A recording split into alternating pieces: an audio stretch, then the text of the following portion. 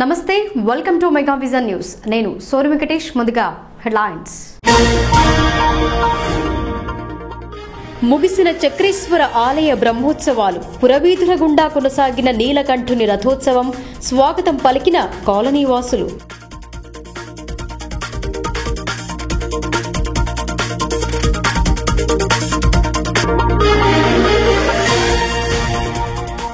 Inter పరీక్షలలో బయటపడుతున్న అధికారుల డొల్లతనం. ఉమ్మడి జిల్లాలో చూచిరాత కేంద్రాలుగా పరీక్షా సెంటర్లు.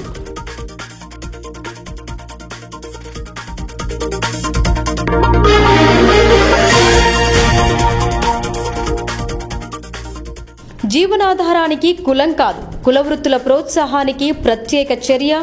టీయూలో జరిగిన అంతర్జాతీయ సదస్సులో బీసీ కులాల చైర్మన్ రాములు.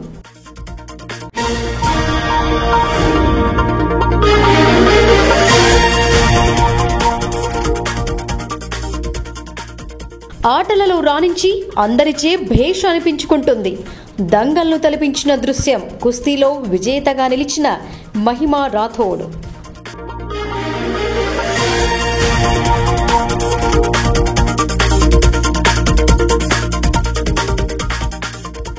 ఆరోగ్యంగా ఉండాలంటే నిప్పులపై నడవాల్సిందే. అడ్కస్పల్లిలో ఆనవాయితీగా వస్తున్న వింత ఆచారం. అంతా దేవుని దయ అంటున్న ప్రజలు.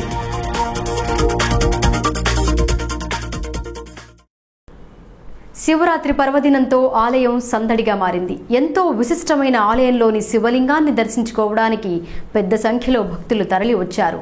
అర్ధరాత్రి రాజేశ్వరుని కళ్యాణోత్సవం ఘనంగా జరిపారు. భజన కీర్తనలతో జాగారం చేశారు. మంగళవారం ఆలయం నుండి రథోత్సవం జరిపారు. పట్టణంలోని శ్రీ ఏకచక్రేశ్వర ఆలయ రథోత్సవం మంగళవారం కనుల విందుగా జరిగింది. సోమవారం మహాశివరాత్రి పర్వదినం కావడంతో కర్ణాటక, మహారాష్ట్ర ప్రాంతాల నుండి భక్తులు తరలివచ్చి శైవలింగాన్ని దర్శించుకున్నారు. ఈ వేడుక పూర్తి కావడంతో మంగళవారం ఆలయం నుండి శివపార్వతుల ఊరేగింపు జరిపారు. ప్రత్యేకంగా అలంకరించిన వాహనంపై శివుని ఫోటోతో పాటు ఉత్సవ విగ్రహాలను ఉంచి పురవీధుల గుండా ఊరేగించారు. శివనామస్మరణతో కాలనీలన్నీ మారుమ్రోగాయి. ఎంతో విశిష్టత కలిగిన ఆలయ రథోత్సవం కమనీయంగా జరిగింది. కార్యక్రమంలో బ్రహ్మోత్సవాల కమిటీ సభ్యులు, పుర ప్రముఖులు పెద్ద సంఖ్యలో పాల్గొన్నారు. రథం ముందు బ్యాండ్ చప్పుళ్ల మధ్య చిన్నారులు నృత్యాలు చేస్తూ ఆకట్టుకున్నారు.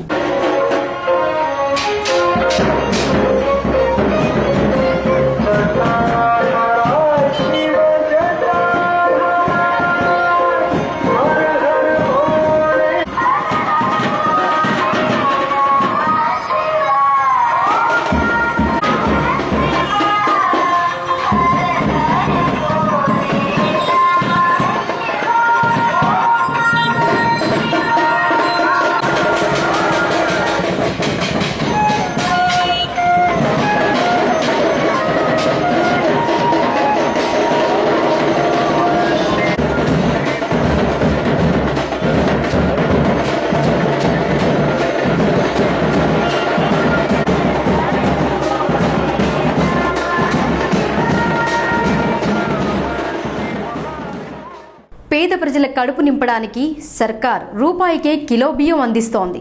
కానీ ఈ బియ్యం కాస్త పక్కదారి పడుతున్నాయి. రేషన్ దుకాణాలలో వీటిని విక్రయిస్తున్నారు.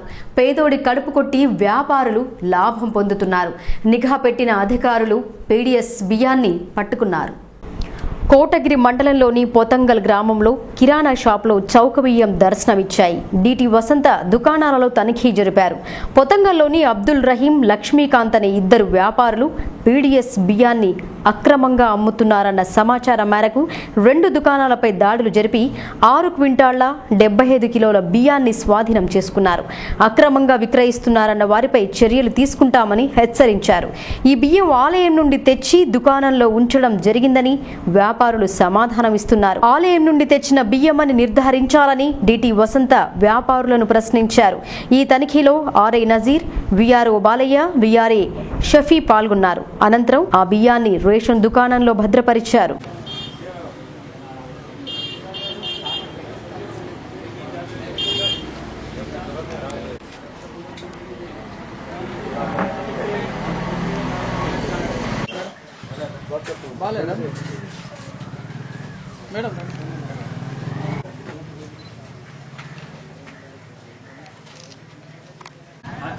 आया अब्बाई आया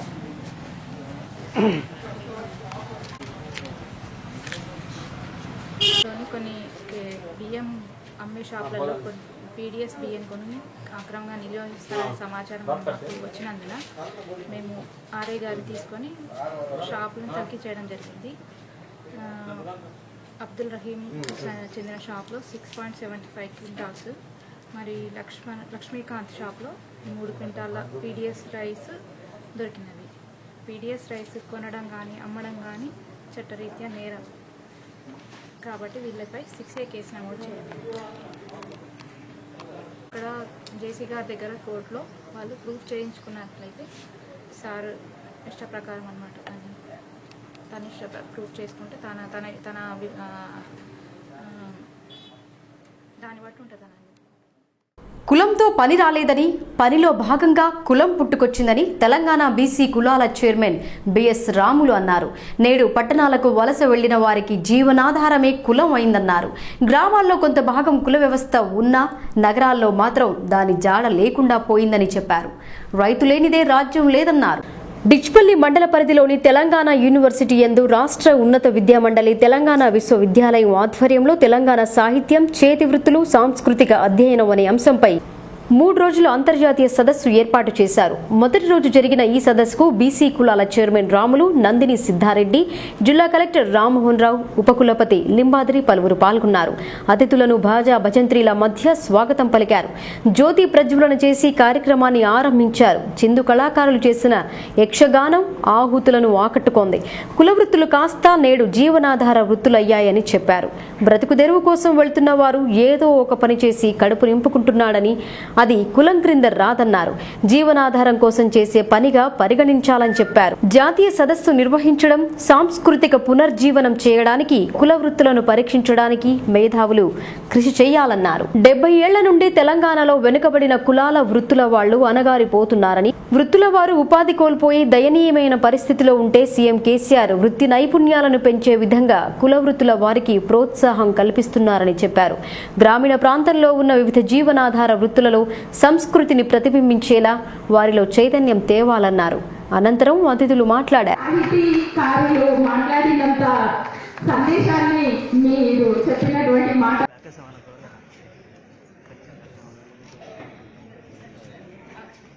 వృత్తికి కులంతో సంబంధం లేదు.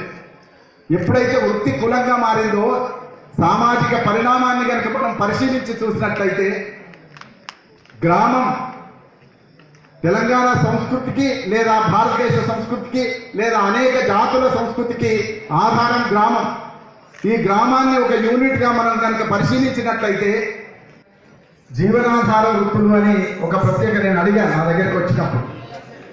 కుల వృత్తులని పెట్టకుండా జీవనాధార వృత్తులు అని పెట్టడం అనేటువంటిది తన చాలా తెలివిగా చేసినటువంటి పని, నైపుణ్యంతో చేసినటువంటి పని. ఎందుకంటే కుల వృత్తులు అంటే పల్లెల్లో ఉండేటటువంటి వృత్తులు మాత్రమే వస్తాయి. వృత్తి వ్యవసాయం. వ్యవసాయం నుంచే సంస్కృతి వచ్చింది. కల్చర్ అనే మాట అగ్రికల్చర్ నుంచి వచ్చిందని చాలా మంది చెప్పగా విన్నాను. కల్చర్ అనే మాట అగ్రికల్చర్ నుంచి వచ్చింది. అంటే కల్చర్ అంటే వ్యవసాయం నుంచి వచ్చింది. అందుకని ఇవాళ తెలంగాణ సంస్కృతి బతికి ఉన్నది అని అంటే తెలంగాణలో వ్యవసాయం బతికి ఉన్నది.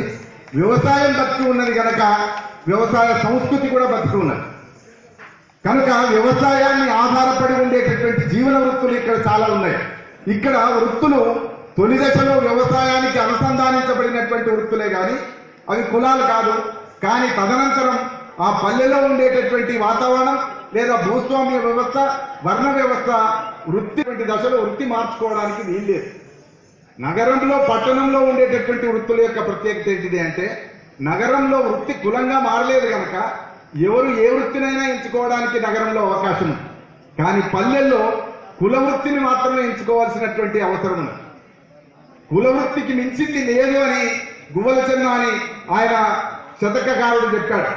కుల వృత్తిని మించినటువంటి విద్య లేదు అని. మహాశివరాత్రి వేడుకలు జిల్లా అంతటా అంగరంగ వైభవంగా జరిగాయి. శివరాత్రి రోజు రాత్రి ఆలయాలన్నీ దేదీప్యమానంగా వెలుగొందాయి. మందిరాలను ముస్తాబు చేసి ప్రత్యేక పూజలు చేశారు. శివరాత్రి మరుసటి రోజు అన్నదానం, పలు రకాల పోటీలను నిర్వహించారు. రెంజల్ మండలంలోని సాటాపూర్, కందకుర్తి, తాడుబిలోలి, రెంజల్, కుర్నాపల్లి గ్రామాలలో మహాశివరాత్రి వేడుకలు అత్యంత వైభవంగా జరిగాయి. వేద బ్రాహ్మణులచే శివపార్వతుల ఉత్సవ విగ్రహాలకు కళ్యాణోత్సవాన్ని జరిపారు. రాత్రంతా ఆలయంలో జాగారం చేస్తూ భజన కీర్తనలు చేశారు. మరుసటి రోజు మంగళవారం ఆలయ ప్రాంగణంలో అన్నప్రసాద వితరణ జరిపారు.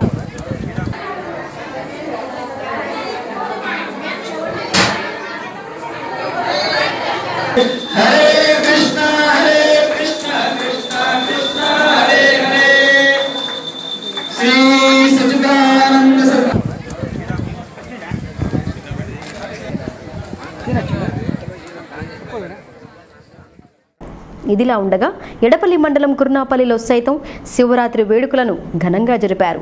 రథోత్సవం, అభిషేకం, అర్చనలు జరిపారు. శివరాత్రి మరుసటి రోజు ఆలయ ప్రాంగణంలో అన్నప్రసాద వితరణ కార్యక్రమాన్ని నిర్వహించారు. ఈ నెల 10న గ్రామంలోని ఆలయం వద్ద జాతర ఉంటుందని చెప్పారు. మంగళవారం సైతం పెద్ద సంఖ్యలో భక్తులు ఆలయానికి చేరుకుని పూజలు చేసి అన్నప్రసాదాన్ని స్వీకరించారు. రోజువారీ పూజలు జరుపుతూ చివరి రోజున జాతర నిర్వహిస్తారని గ్రామ పెద్దలు చెబుతున్నారు.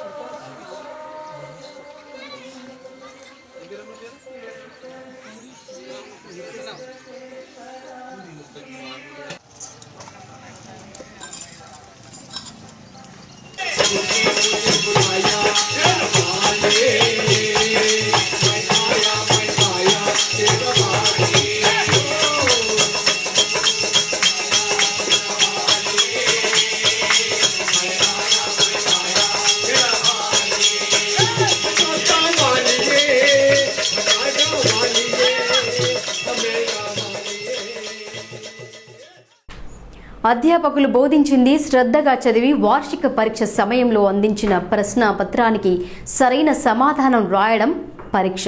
కానీ నేటి ఇంటర్ విద్యార్థులు పరీక్ష అన్న పదం అర్థాన్నే మార్చేస్తున్నారు. కళాశాలలు కొనసాగుతున్నప్పుడు క్లాసులకు డుమ్మా కొట్టిన వారు వార్షిక పరీక్షలలో కాపీ కొడుతున్నారు. వేలాది రూపాయల ఫీజులు చెల్లించి మీ కళాశాలలో చేరింది కాపీ కొట్టిస్తారన్న నమ్మకంతోనే అనే రోజులొచ్చాయి. ఫలితాలు పడిపోతే కళాశాలల్లోకి విద్యార్థులు రారని గ్రహించిన యాజమాన్యం సైతం కాపీయింగ్ను ప్రోత్సహిస్తున్నారు.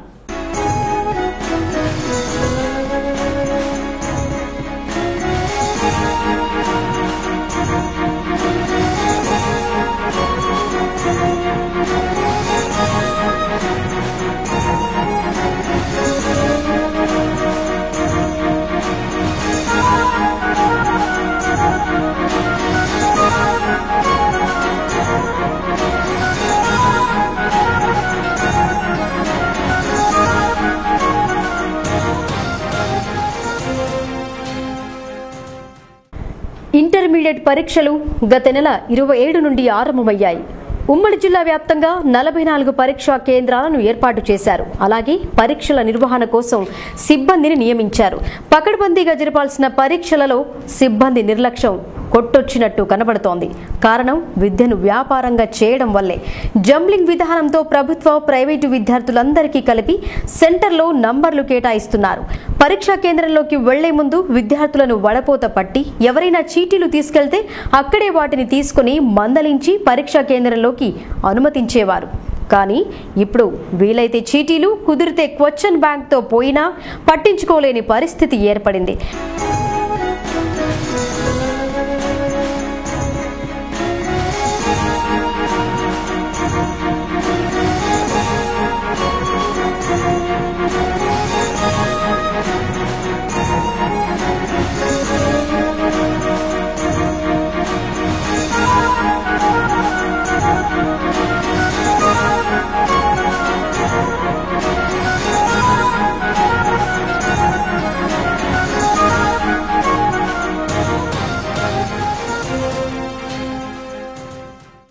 పరీక్షల నిర్వహణ జరుపుతున్న సిబ్బంది ఎంతటి విధులను నిర్వహిస్తున్నారో అర్థమవుతోంది.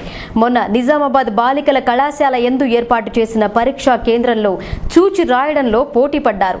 ఏకంగా విధులు నిర్వహిస్తున్న సిబ్బందే విద్యార్థులకు కావాల్సిన చీటీలను అందిస్తున్నారన్న ఆరోపణలు ఎదుర్కొన్నారు. తాజాగా కామారెడ్డి జిల్లాలోని కర్షక్ బీఈడీ కళాశాలలో ఏర్పాటు చేసిన పరీక్షా కేంద్రం తీరు సైతం అంతే.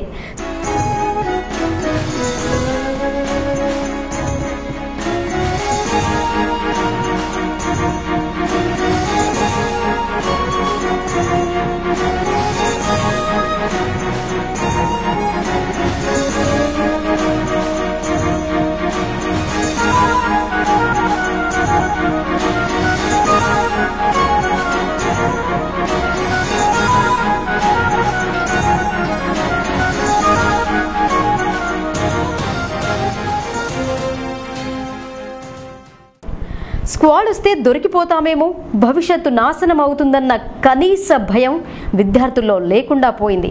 దీంతో విద్యార్థులు రెచ్చిపోతున్నారు. పరీక్షలు రాయడంలో కాదు, కాపీ కొట్టడంలో. ఉమ్మడి జిల్లాలకు చెందిన ఒక్కరే ఇంటర్ బోర్డు అధికారి ఉన్నారు. ఇతను సైతం ఇటీవల డిచ్పల్లి జూనియర్ కళాశాల ప్రిన్సిపల్ బదిలీ విషయంలో పలు ఆరోపణలు ఎదుర్కొన్నారు. అలాంటి అధికారి జిల్లాలో ఉన్న ప్రభుత్వ, ప్రైవేటు కళాశాల విద్యార్థులచే సక్రమంగా, కట్టుదిట్టంగా పరీక్షలు జరపడంలో ఎలా సఫలీకృతమవుతాడన్న ప్రశ్న మొదలైంది.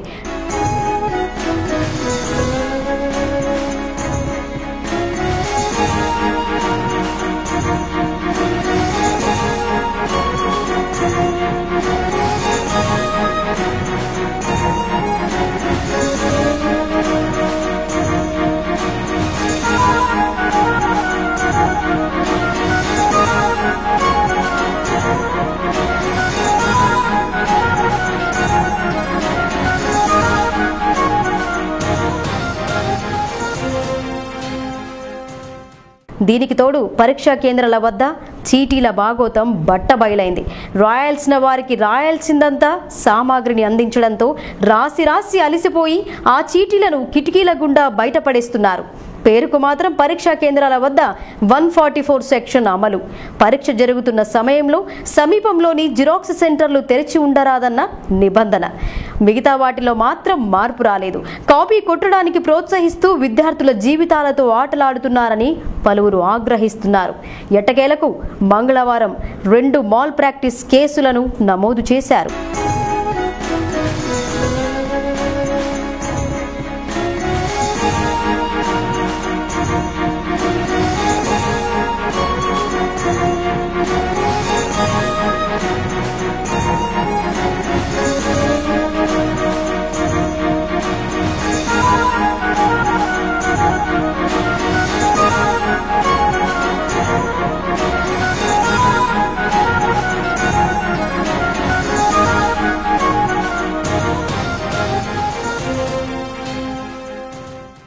బాలికల విద్యకు ప్రభుత్వం అత్యధిక ప్రాధాన్యత కల్పిస్తోందని బోధన్ ఐసీడీఎస్ సదనపు అధికారిని జానకి అన్నారు.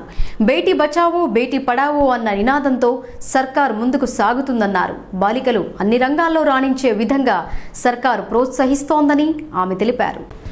ఎడపల్లి మండల కేంద్రంలో ఐకేపీ కార్యాలయంలో ఎడపల్లి, రెంజల్ మండలాల అంగన్వాడీ ఆశా కార్యకర్తలతో సమావేశం జరిపారు. బేటీ బచావో బేటీ పడావో అంశంపై అవగాహన కల్పించారు. బాలికల విద్య పట్ల ప్రభుత్వం ప్రోత్సాహం చూపుతోందని చెప్పారు. విద్యపై అవగాహన కలిగితే వారు అన్నింటా రాణిస్తారని జానకి అన్నారు. విద్యలో రాణించకపోవడం వల్ల వారికి కేటాయించిన ఉద్యోగాలు అలాగే పెండింగ్లో ఉండిపోతున్నాయని తెలిపారు. విద్యతో మహిళలు ఎంతో ప్రగతి సాధిస్తారని చెప్పారు. ప్రభుత్వం నిరుపేద కుటుంబాలకు చెందిన విద్యార్థుల కోసం గురుకుల పాఠశాలలను ఏర్పాటు చేసిందని, వీటిని సద్వినియోగం చేసుకోవాలని సూచించారు. కార్యక్రమంలో పాల్గొన్న తహసీల్దార్ అశోక్ కుమార్ మాట్లాడుతూ బాల్య వివాహాలు ఎక్కడా జరగకుండా చూడాల్సిన బాధ్యత అందరిపై ఉందన్నారు. సమాజంలోని రుగ్మతలకు నిరక్షరాస్యత ప్రధాన కారణమని తెలిపారు. కార్యక్రమంలో supervisor Vinod, APM Sailu, HEO Ramulu పాల్గొన్నారు. బాలికలు ఎదిగేందుకు పౌష్టికాహారాన్ని అందించాలని సూచించారు. అప్పుడు వారు అన్ని రంగాల్లో రాణించి అనారోగ్యాల బారిన పడకుండా ఉంటారని తెలిపారు. అసలు ఈ స్కీమ్ రావడానికి గల ముఖ్య కారణం ఏంటంటే, మనకు ఎవ్రీ 10 years ఒకసారి మనం జనాభా లెక్కలు ప్రభుత్వం చేస్తుంది. అయితే 2011 జనాభా లెక్కల ప్రకారం 0 to 6 years ఏజ్ బాలికలు 1000 మందికి బాలురకి 918 మాత్రమే ఉన్నారు మన భారతదేశంలో. అయితే ఇలా ప్రతి సంవత్సరం ఇలా బాలికల సంఖ్య అనేది చాలా తగ్గిపోతుంది అనమాట. ఇలా తగ్గిపోతుండడానికి అనేక కారణాలు ఉన్నాయి. మహిళల్లో స్వయం సాధికారత లేకపోవడం, అదేవిధంగా తర్వాత ఒక లింగ వివక్షత అనేది సమాజంలో ఉండడం, తర్వాత అదేవిధంగా బయట మార్కెట్లో లభ్యమయ్యే స్కానింగ్ సెంటర్లు భరించగలిగే స్థితిలో ఉండడం, ఇలాంటి రకరకాల కారణాల వల్ల ఈ బాలికల సంఖ్య అనేది తగ్గిపోతూ ఉందన్నమాట. అయితే ఈ బాలికల సంఖ్య పెంచడం కోసం ప్రభుత్వం అనేక రకాల కార్యక్రమాలను స్టార్ట్ చేయడం జరిగింది. దాంట్లో భాగంగా ఈ బేటీ బచావో బేటీ పడావో అనే ప్రోగ్రాం.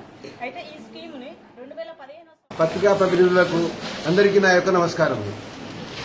ఈరోజు సమావేశం ముఖ్య కారణం ఏంటంటే బేటీ బచావో అంటే ఈరోజు ఏంటంటే ఆడపిల్ల అంటే ఏదో కేర్ చేయడం లేదు. ఆడపిల్లనా బాబా అంటారు ప్రతి ఒక్కరు. అందుకే ఆడపిల్లలు కూడా మగవాళ్ళతో సమానం ఉన్నారు ఈ కాలంలో.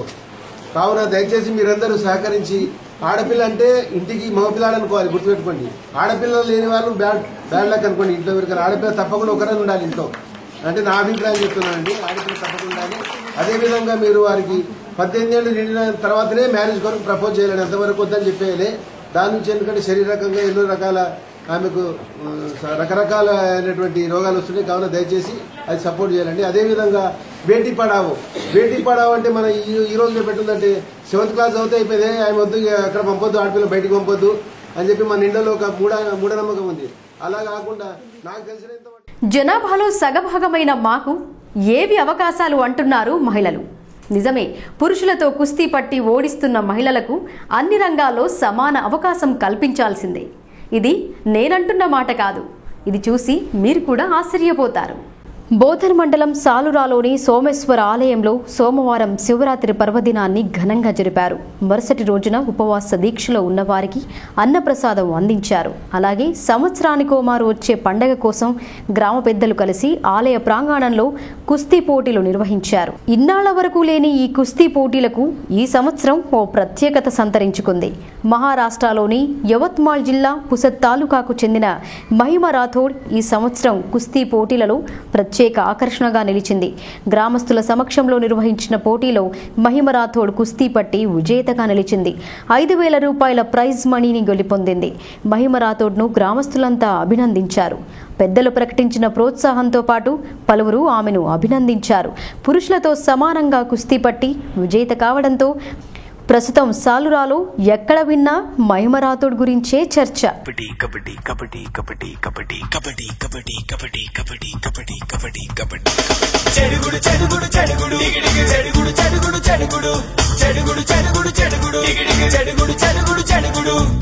పరుగు పరుగు పరుగురా తిరిగిలేని పంజారా, మట్టిని వదలకుండా పిడుగులాంటి అడుగురా. చెడుగుడు చెడుగుడు చెడుగుడు చెడుగుడు చెడుగుడు చెడుగుడు నీ ధైర్యం చెదరకుండా ఊపిరి ఆపకుండా ఉదయించిన ఘర్షణ కఠినమైన దీక్షరా. చెడుగుడు చెడుగుడు చెడుగుడు చెడుగుడు చెడుగుడు చెడుగుడు చెడుగుడు చెడుగుడు చెడుగుడు చెడుగుడు చెడుగుడు చెడుగుడు ఈ చక్ర వ్యూహంలో నీకు నువ్వే రక్షణ, పూర్ణమైన శక్తితో సాధించే స్పందన.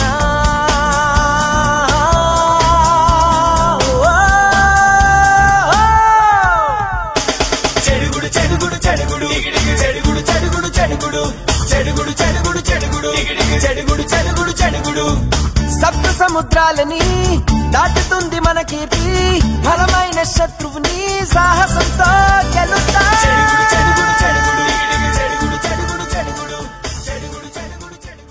పెద్దల సభ ఎన్నికల నామినేషన్ల పర్వం కొనసాగుతోంది. పట్టభద్రుల ఎమ్మెల్సీగా రుద్రూర్కు చెందిన మామిడ్ల చంద్రశేఖర్ గౌడ్ నామినేషన్ వేశారు. ప్రభుత్వ ఉద్యోగాన్ని వదిలి ప్రజాసేవ చేయాలన్న సంకల్పంతో ఆయన మంగళవారం నామినేషన్ పత్రాలను కరీంనగర్ నందు అధికారులకు అందజేశారు. మామిడ్ల చంద్రశేఖర్ గౌడ్ అంటే ఈ ప్రాంత ప్రజానికానికి సుపరిచితుడు. గ్రూప్ 1 అధికారుల సంఘం అధ్యక్షుడిగా ఉన్న చంద్రశేఖర్ గౌడ్కు పుట్టిన గడ్డ, పెరిగిన నేలపై ఎనలేని అభిమానం. ఉద్యోగరీత్యా హైదరాబాద్లో ఉండాల్సి వచ్చినా మామిడ్ల చారిటబుల్ ట్రస్ట్ ఏర్పాటు చేసి ప్రజలకు ఎల్లప్పుడూ అందుబాటులో ఉంటారు. పండగ సమయంలో గ్రామానికి వచ్చినప్పుడు అందరితో కలిసి ఆప్యాయంగా పలుకరిస్తారు. అవసరం ఉందని చేయి చేస్తే వారికి తన వంతు సహకారం చేస్తారు. ప్రస్తుతం జరుగుతున్న కరీంనగర్, ఆదిలాబాద్, మెదక్, నిజామాబాద్ జిల్లా పట్టభద్రుల ఎమ్మెల్సీ స్థానానికి నామినేషన్ వేశారు. నామినేషన్ కేంద్రంకు వెళ్లే సమయంలో ఆయన వెంట ఆయన సన్నిహితులు, శ్రేయోభిలాషులు ఊరేగింపుగా నామినేషన్ కేంద్రం వరకు వెళ్లారు. అనంతరం కలెక్టర్ కార్యాలయంలో పత్రాలను అందజేశారు. ప్రజాప్రతినిధిగా ప్రజలకు ఏం చేయాలన్న అంశాన్ని వివరించారు. పట్టభద్రులైన వారు వారి ప్రాధాన్య ఓటును తనకు వేసి గెలిపించాలని కోరారు. శాసన మండలిలో బలమైన వారిని వినిపించాలన్న ఉద్దేశంతో ఒక త్యాగ నిరతితో ఈరోజు శాసన మండలికి నామినేషన్ వేయడానికి ఈరోజు వెళ్ళడం జరుగుతుంది. మరోవైపు పట్టభద్రుల శాసన మండలి అనేది ఒక పునరావాస ఆశ్రమంగా ఎమ్మెల్యే టికెట్ ఎమ్మెల్యేగా పోటీ చేసి ఓడిపోయిన వారు, ఎమ్మెల్యే టికెట్ రానివారు వాళ్ళందరికీ ఒక షెల్టర్ లాగా ఒక పదవీ కాంక్ష, త్యాగ నిరతి ఒకవైపు, పదవీ కాంక్ష మరోవైపు, ఈ రెండింటికి ఎటువైపు ఉండాలని చెప్పేసి నిర్ణయించుకోవాల్సిన అవసరం పట్టభద్రులకు ఉంది. కాబట్టి మీరందరూ కూడా రాబోయే రోజుల్లో మన సమయం తక్కువ ఉంది కాబట్టి సోషల్ మీడియా ద్వారా కావచ్చు, ఫేస్బుక్ ద్వారా కావచ్చు, వివిధ ప్రాంతాల్లో ఉన్నటువంటి మన విద్యార్థి సంఘాలు, యువజన సంఘాలు, మిత్రులు, కళాశ అభిమానులు, కేసీఆర్ గారి అభిమానులు అందరూ కూడా సమాజంలో అత్యంత నమ్మదగినవి రెండే రెండు. ఒకటి దైవం, రెండోది దెయ్యం. దేవుణ్ణి ఎంతగా ఆరాధిస్తారో దెయ్యం మంత్రాలు అంటే వణికిపోతారు. దెయ్యం మంత్రాలు దూరం కావాలంటే చివరికి దైవ దర్శనమే మేలంటారు. దైవానుగ్రహం వల్ల అన్ని విధాలుగా సంతోషంగా ఉంటామని భావిస్తారు వారు. రోగం వస్తే వైద్యును సంప్రదిస్తారు. ఇంకా నయం కాకపోతే భూత పిశాచుల వద్దకు వెళ్లి జాతకం చూపెట్టుకుంటారు. దేవుడి కోడి ఏమైనా ఉందేమోనని అన్ని దేవుళ్లను పూజించి ముడుపు కడతారు. ఆరోగ్యం కుదుట పడితే మేకపోతును బలిచ్చి పండగ చేసి మొక్కు తీర్చుకుంటానని పూజలు చేస్తారు. ఇదంతా ఓ భాగమైతే దుష్టశక్తులు దరిచేరకుండా ఆరోగ్యంగా సుఖంగా ఉండాలని ఎవరికుండదు చెప్పండి? అవునా, ఇలాంటి ఉపాయం ఉందా చెప్పండి అంటూ అప్పుడే గెంతేయకండి. అయితే ఇందుకు కొన్ని నియమ నిబంధనలున్నాయి. అవి పాటిస్తే చాలు, సంవత్సరమంతా నీకు తిరుగుండదు పో అంటున్నారు ఈ ప్రాంత వాసులు. సుత్తి లేకుండా అసలు విషయానికి వద్దాం. కోటగిరి మండలం అడకాస్పల్లి కొండలో వెలిసిన అడకాస్ లింగమయ్య ఆలయం వద్ద ప్రతి శివరాత్రి రోజున వేడుకలు జరుపుతారు. శివరాత్రి రోజు అర్ధరాత్రి సమయంలో నిప్పుల బాట ఏర్పాటు చేస్తారు. కనకన మండే నిప్పుల మీదుగా నడిచి బయటకు వస్తే చాలు, ఇక నిన్ను మించిన వారు లేరు అంటారు. మరి ఇది దైవ మహిమ అనాలో ప్రజల అమాయకత్వం అనాలో ఏమీ పొంతనపోవడం లేదు. రాత్రి ఈ ఘట్టం ముగిసిన అనంతరం మరుసటి రోజు ఆలయం వద్ద అన్నప్రసాద వితరణ జరిపారు. ఎంతో విశిష్టత కలిగిన ఆలయంగా భావించే ఈ దేవస్థానానికి చేరుకుని మొక్కులు చెల్లించుకొని అన్నప్రసాదాన్ని స్వీకరించారు. రాత్రిపూట ఏర్పాటు చేసిన అగ్నిపూల దారిలో పలువురు నడిచి వారి ఆరోగ్య పరీక్షలు చేసుకున్నారు.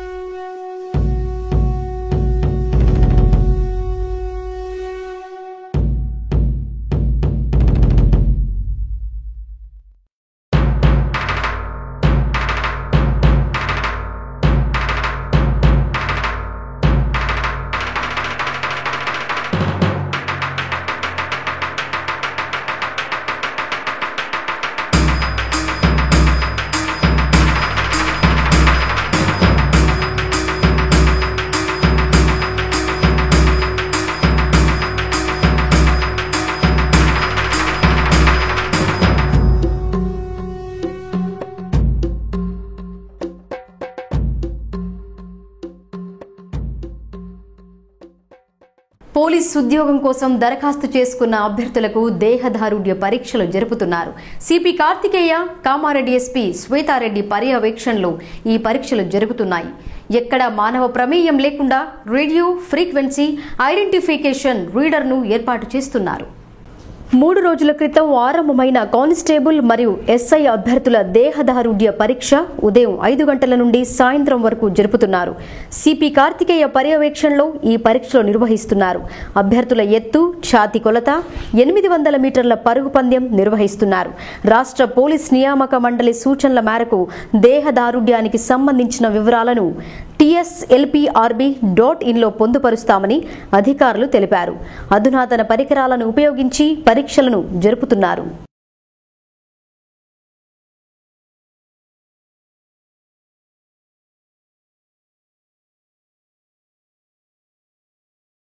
ఇక వార్తలు ముగించే ముందు హెడ్లైన్స్ మరొక్కసారి. ముగిసిన చక్రేశ్వర ఆలయ బ్రహ్మోత్సవాలు, పురవీధుల గుండా కొనసాగిన నీలకంఠుని రథోత్సవం, స్వాగతం పలికిన కాలనీవాసులు.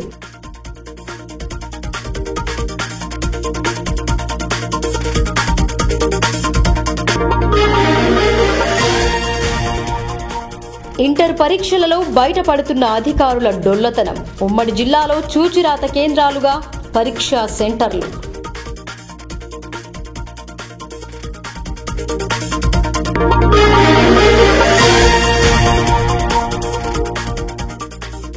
జీవనాధారానికి కులం కాదు, కుల వృత్తుల ప్రోత్సాహానికి ప్రత్యేక చర్య. టీయూలో జరిగిన అంతర్జాతీయ సదస్సులో బీసీ కులాల చైర్మన్ రాములు.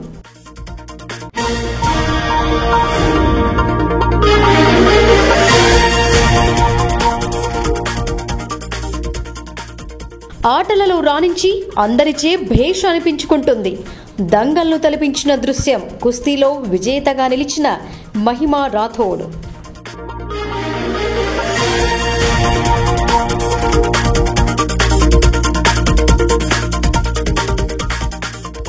ఆరోగ్యంగా ఉండాలంటే నిప్పులపై నడవాల్సిందే. అడ్కస్పల్లిలో ఆనవాయితీగా వస్తున్న వింత ఆచారం, అంతా దేవుని దయ అంటున్న ప్రజలు.